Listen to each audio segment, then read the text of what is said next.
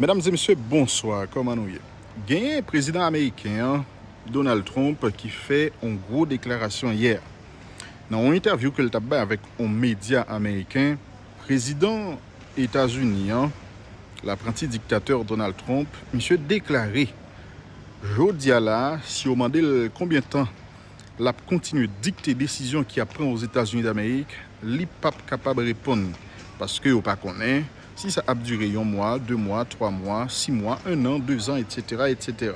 On a rappelé après kidnapping, immédiatement après kidnapping, autorité américaine ont fait comprendre que c'est eux-mêmes qui pourraient diriger Venezuela et pour un temps indéterminé. Sauf que apparemment bagay yo pas passé exactement genre que autorité américaine yo même y a dit là. Parce que n'a pas rappelé une bataille communication qui a fait là. Médias occidentaux yo le a relé informations qui ont rapport avec Venezuela. Yo relayé exactement le vocabulaire que Maison Blanche a utilisé. Mais dans la réalité, apparemment, yo pas passé exactement genre que Donald Trump avec acolyte yo même il a fait comprendre. Par exemple, hier, Jean dit, Donald Trump fait qu'on est, c'est eux-mêmes qui a dicté tout ça, Vénézuélien, d'où il fait. Donc, ça veut dire c'est un pays que vous mettez sous coupe réglée. C'est un pays, désormais, vous décidé de coloniser. Même hier, là, l'autorité américaine, vous fait comprendre que Venezuela, désormais, supposé qu'il y a une relation avec un seul pays. Pays, ça, c'est États-Unis. Venezuela supposé suspendre avant la Chine, la Russie, l'Inde, l'Iran, Venezuela supposé suspendre 20 pays ça au pétrole. Désormais, commerce pétrole là supposé fait exclusivement, ou bien seulement avec Américains.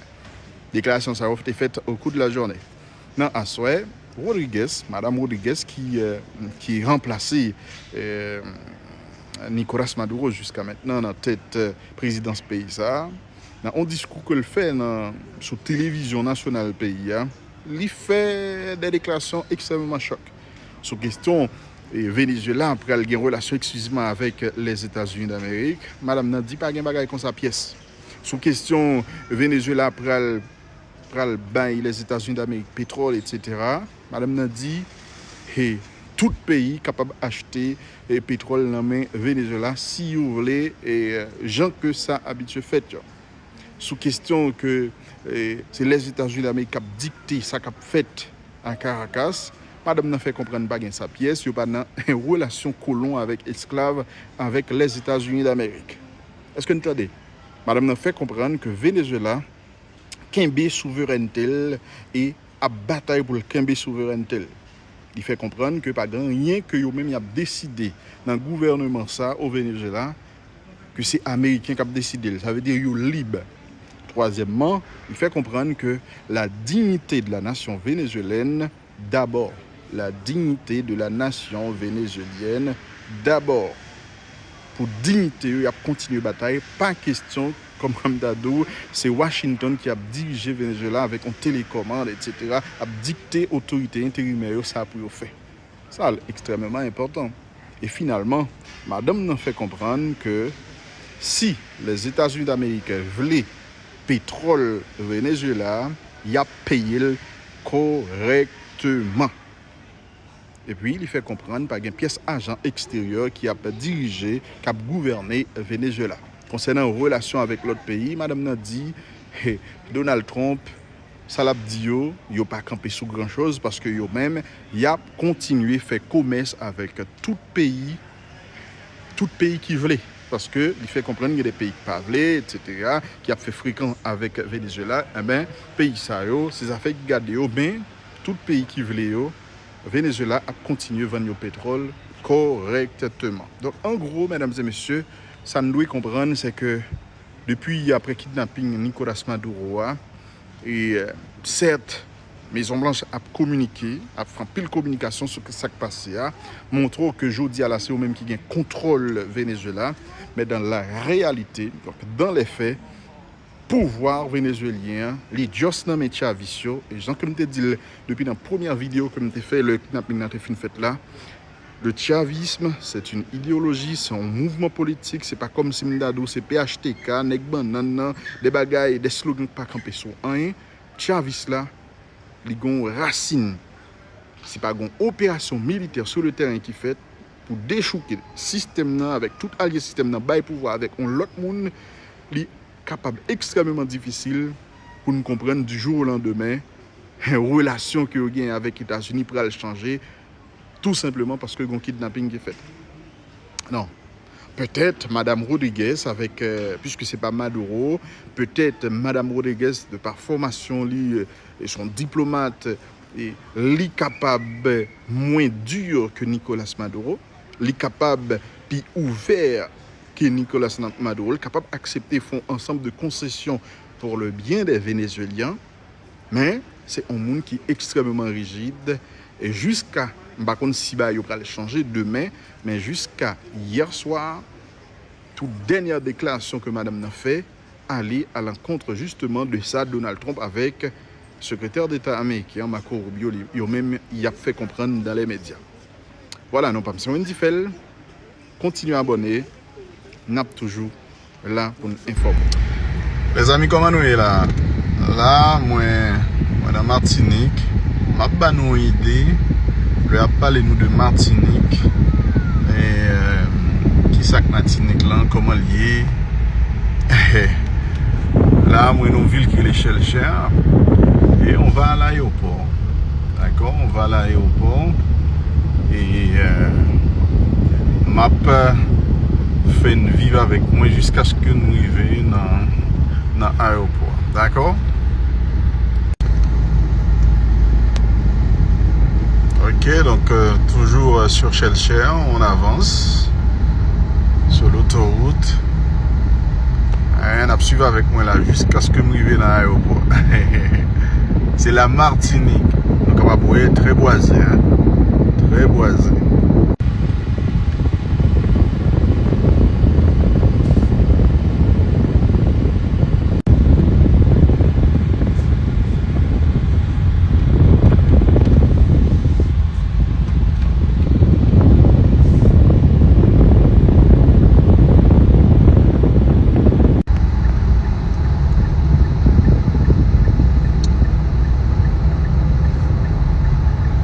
Là, on est sur l'autoroute.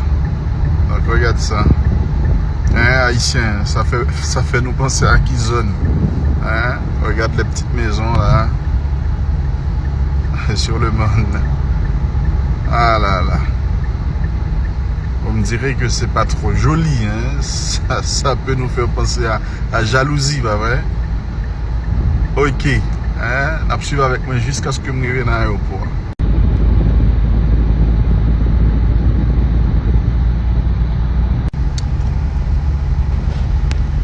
Là, tout ça, c'est Fort-de-France. Parce que, bon, entre-temps, nous avons déjà quitté Shellshare.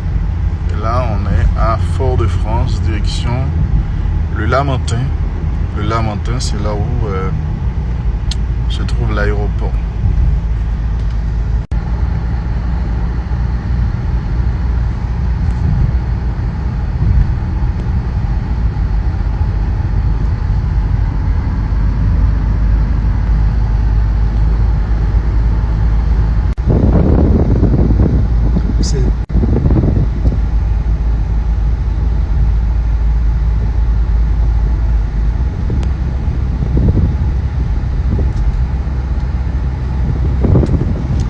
Regarde ça, l'autoroute. Donc, le nam regarde ça, nous sommes capables de dire, à gagner qui empêche nous avons une belle autoroute, par exemple, qui relie Port-au-Prince, Cap-Haïtien, Port-au-Prince, Gonaïves.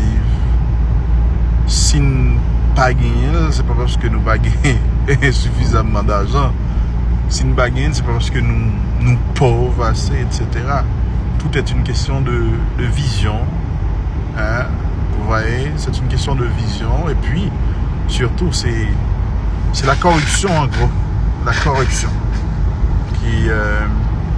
qui nous empêche, justement, de se développer, de construire de bonnes choses, de construire des infrastructures nécessaires, justement, à une belle vie, hein, pour une population. Donc voilà, en gros, regarde ça. C'est pas forcément une question d'argent. Hein? On peut avoir tout ça chez nous. Encore une fois, corruption, manque d'intelligence, manque de volonté peut-être, de clairvoyance, tout ça également.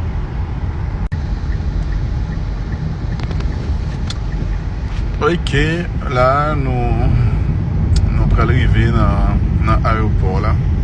Alors, on comprend ces vidéos, ça sont des vidéos que je fais, je coupe de temps en temps, juste pour être capable de faire une vidéo très courte pour nous. Mais généralement, je suis chez le chien, côté je suis pour arriver dans l'aéroport là, et route la plus longue, il pas seulement 5 minutes. Il vraiment pas seulement 5 minutes, ok? Donc là, on arrive, c'est l'aéroport Aimé Césaire. Aimé Césaire, c'est un grand poète martiniquais, un grand poète universaliste. C'était un homme politique également, ancien député. La départementalisation de la Martinique et d'autres anciennes colonies, on peut le dire, en tout cas, je pense qu'il est l'un des pères justement de cette départementalisation. D'accord? Donc, parce que avant sa mort, il a vraiment beaucoup lutté pour que la Martinique, la Guadeloupe, la Guyane ne soient plus dans une relation colonie-métropole avec la France, mais pour que ces Antilles-là, ces territoires-là puissent intégrer la France comme territoire à part entière, comme si on était en Île-de-France, par exemple. Hein? Il a voulu que la Martinique et les autres anciennes colonies, les autres territoires qu'on appelle territoires d'outre-mer, il a voulu que ces territoires fassent partie à part entière du territoire français, et c'est pourquoi il avait proposé justement cette loi qu'on appelle la loi pour la départementalisation, bien la loi sur la départementalisation des 4 vieilles. Donc c'est un homme politique très populaire en Martinique. Il a fait beaucoup de choses et c'est pourquoi un travail de mémoire était nécessaire et on a voulu justement l'honorer en baptisant l'aéroport à Aimé Césaire. Donc voilà, merci parce que nous t'ai fait vous placer avec moi.